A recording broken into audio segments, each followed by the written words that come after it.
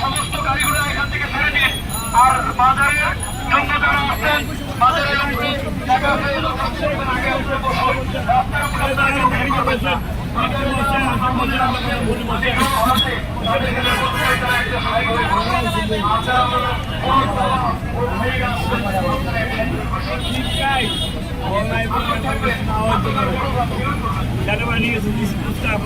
এই মুহূর্তে আপনাদের সামনে কথা বলবে আমাদের আসাদুর রহমান যুক্তিবাদী। আসাদুর রহমান যুক্তিবাদী হাদিস ও কোরআনের মাধ্যমে এবং কি আমরা কোন শৃঙ্খলা চাই কি চাই না? চাই না। আমরা জঙ্গি না, আমরা হামলাকারী না, ঠিক কিনা? আমরা আদব, প্রেম, ভক্তি, বিশ্বাস, ভালোবাসা দিয়ে জয় করতে চাই। আল্লাহর শিক্ষা আমাদের প্রেম, তাছাড়া আর কিছু নয়। আমাদের কোনো অস্ত্র নেই, আমাদের কিছু নেই। আমরা কোনো লাশের সাথে আনছি এখানে, হ্যাঁ আনছি। ওরা যে আমাদের যে কুচক্র যারা আছে আমাদের যে বলছে কি বলছে আজকে বাজার ভাঙবে, সে অপেক্ষায় যারা সবক হয়েছেন কোনো লাঠি ছোড়া আনছেন আপনারা। কারণ আমাদের অস্ত্র নয়, আমাদের অস্ত্র হয়েছে আল্লাহ, আল্লাহ রসুল, আল্লাহর ওলিগণ। আমরা ওলি আল্লাহর পক্ষে আছে কিনা?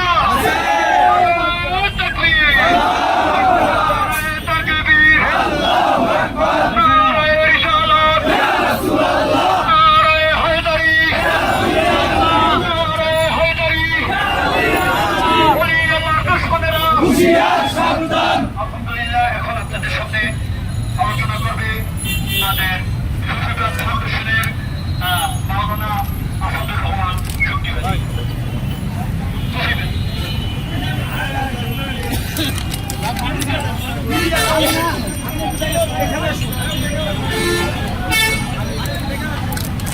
আপনারা বাজারের ভিতরে যারা দাঁড়ানো আছেন, আমি বাবা আপনাদের পায়ে হাত দিয়ে বলতেছি, আপনারা বসে করুন, কেউ খারাবেন না, বসে করুন।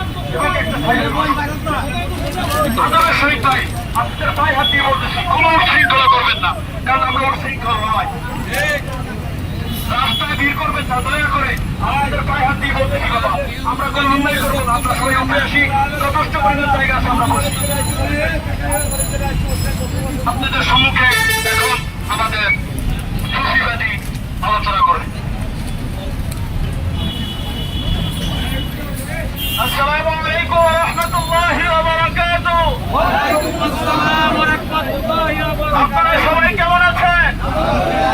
আওয়াজ দিয়ে বলেন, আরেকটু আওয়াজ দিয়ে বলেন, আওয়াজ দিয়ে বলেন আল্লাহু আকবার, আল্লাহু আকবার, ইয়া রাসূলুল্লাহ, আরেকটু আওয়াজ দিয়ে বলেন ইয়া আলী মাওলা, ইয়া আলী মাওলা।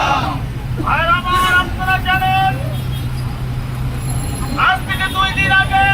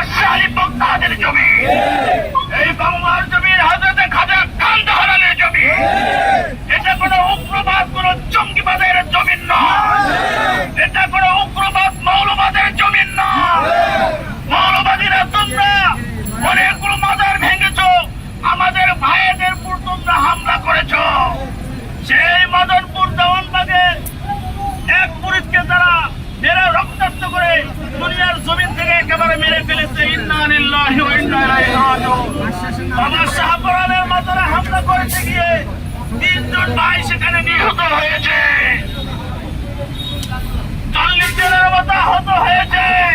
কিন্তু আজকে তত্ত্বাবধায়ক সরকার ধর্ম উপদেষ্টা যিনি রয়েছে তেনার কানে এই সংবাদগুলো যায় না।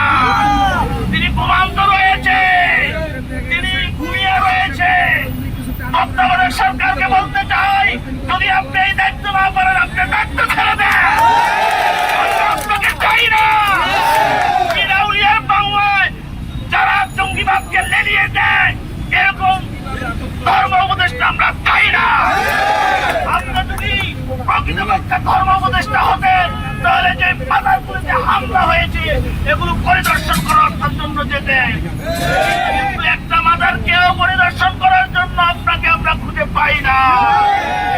আজকে ওয়াহাবিরা বলে, আজকে খারিজিরা বলে যে ওলি আল্লাহর মাজারে কেন যাবেন, মাজারে যাওয়ার তো কোনো দরকার নাই, বলে কি বলে না?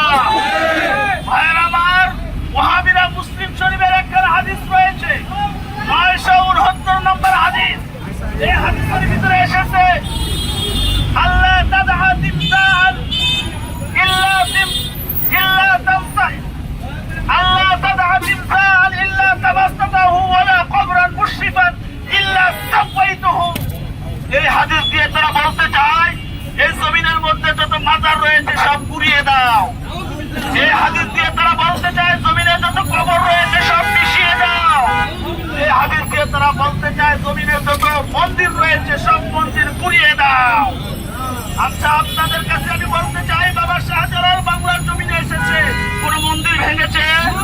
কোন সংখ্যালঘু ভাইদের উপর হামলা করেছে? কোন মানুষকে হত্যা করেছে? দয়াল নবী রাহমাতাল লিল আলামিন তিনি কোন মন্দিরে হামলা করেছে প্রমাণ দেখাতে পারবেন? কোন গির্জায় হামলা করেছে দেখাতে পারবেন? তাহলে তারা এই হাদিস কোথা থেকে পেল? কোরআনে বলেছে, সূরা আনআমের 108 নম্বর আয়াতে এসেছে, ওয়ালা তাসুবুল্লাযীনা ইয়াদউনা মিন দুনিল্লাহ, আল্লাহ ব্যতীত, প্রভু ব্যতীত যারা অন্য ইলাহ মানে, অন্য খোদা মানে, যারা অন্য দেবদেবী মানে, অন্য